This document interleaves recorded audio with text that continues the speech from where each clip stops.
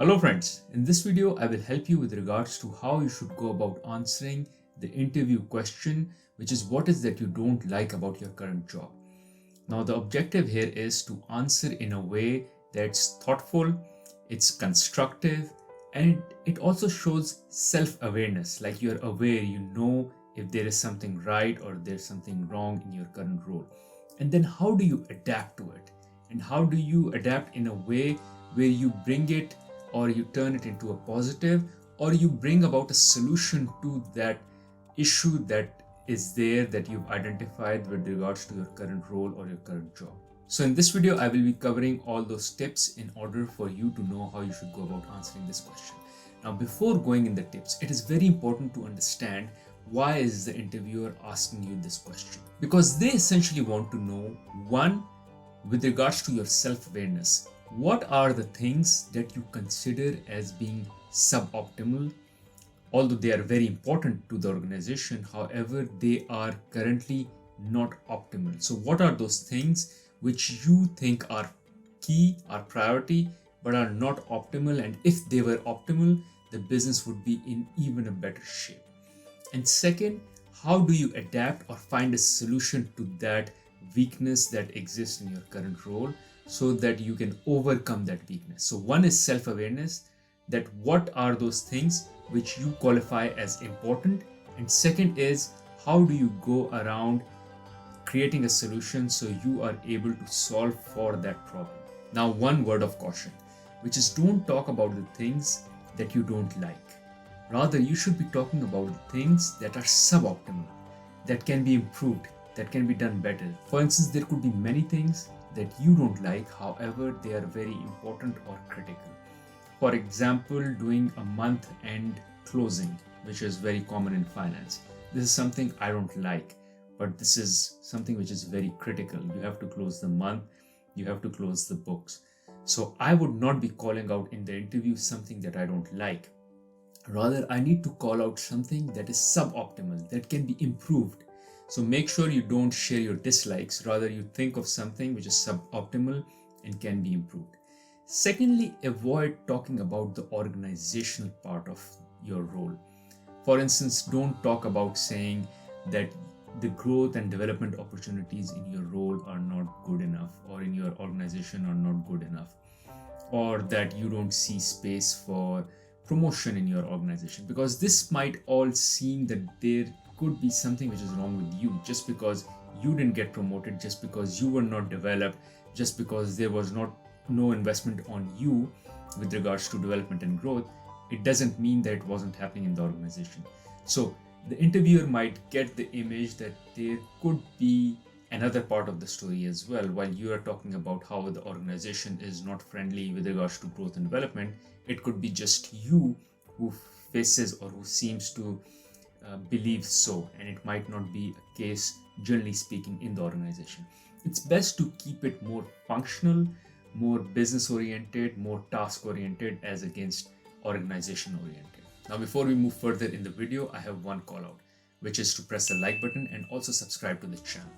Like button keeps you motivated, and subscribe button, make sure you press the bell icon so you get notified as soon as I put a new content on this channel.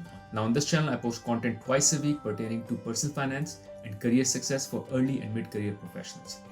Now, in case you want me to continue making unbiased content like this, you can also support me on patreon.com. I will leave the link to my Patreon page in the description of this video. Now let's get rolling back into the video. Now let me call out some tips. Tip number one is to be selective, be professional and balanced. Now, what I mean by selective is to make sure that you just pick one issue. Don't go about picking 2, 3, 4 issues, and which may seem like as if you have lots of issues going on with your current role. It should be something that you kind of take some time, think about it, and then answer. It should not be something which is readily on your mind and you say it out. Otherwise, it may seem that you really have this as something which is a pain point for you and you just wanted to say it as soon as someone asked you this question. So don't come across like that. Second is to make sure that it is not the critical part of the business, rather it's some support part of the business. Because if it's something critical, then it may raise alarms as to why something critical is so suboptimal. It should be something which is supporting the business and hence it's suboptimal, which can be improved.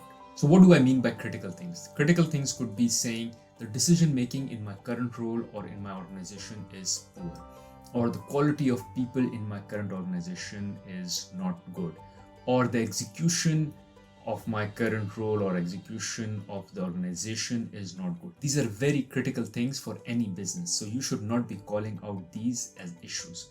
Rather, it should be more something like processes or some systems that you use or some tools that you use. So the supporting part of the business where you should call out the issue.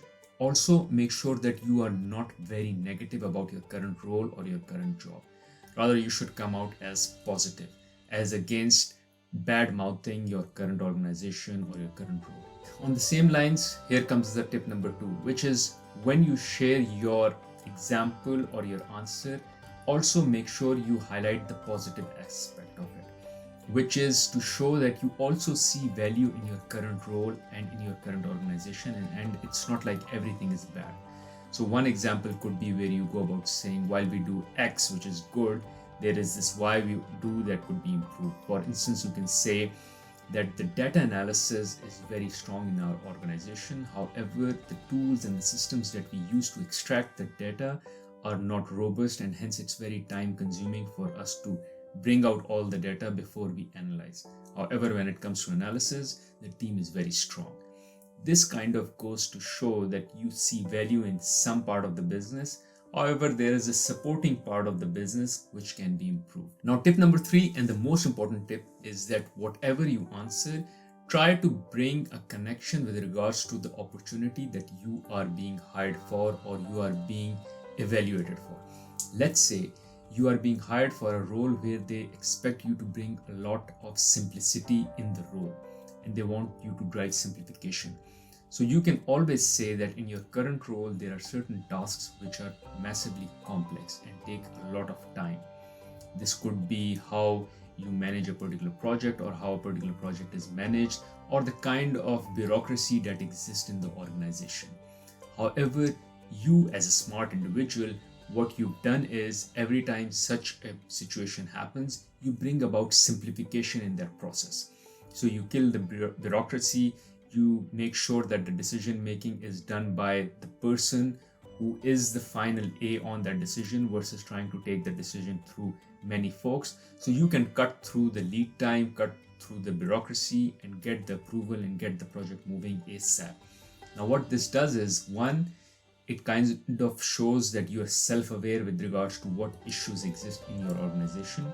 So you understand, you have your eyes open. And second, you have a solution to it, which is something that you are ready to also apply in the new organization or in the new role that you are being evaluated for.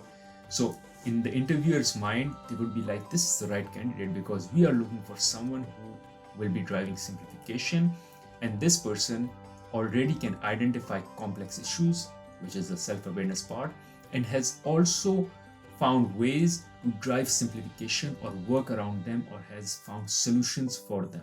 Because here the idea is that you also offer the solution, which kind of goes to show that you're proactive about it, because there will always be issues in an organization in any role.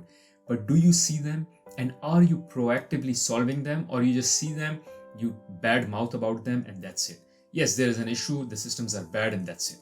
You also need to show and add to that answer that how you solve around it. Another example could be, let's say you go about by saying, in my organization, we are very good at tracking short-term business results. Like how did we perform on a week and a month, and we have robust systems to track and report on them. However, very rarely we look over the long-term trend of the business. So what I do is frequently, let's say every quarter or once every year or twice a year, I and my team sit down and we try to assess the business over the long term. And we see that whether we delivered the year or whether we are delivering the business based on the strategy that we called out, just to make sure that one, we are in the right direction, and second, read the long-term trends. So this way, what you are calling out is there is an inherent issue with the organization where they are more focused on the short term. However, you as an individual are more proactive about it. You don't find that to be the best way. It is important to do short-term tracking, but it is not ideal to stay there, and hence you are being proactive and doing a trend analysis for the long-term performance as well. Again, this kind of goes to show that you have a solution to the issue that you've called out. Thank you for watching this video. Hopefully this video will now prepare you better to answer the question, which is what is that you don't like about your current role.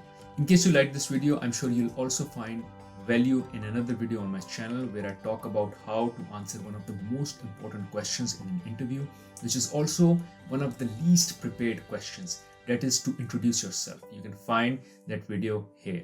Other than that, I have another video which will also be of great value for you, where I talk about how you should go about answering a question about failure. You can check out the link here.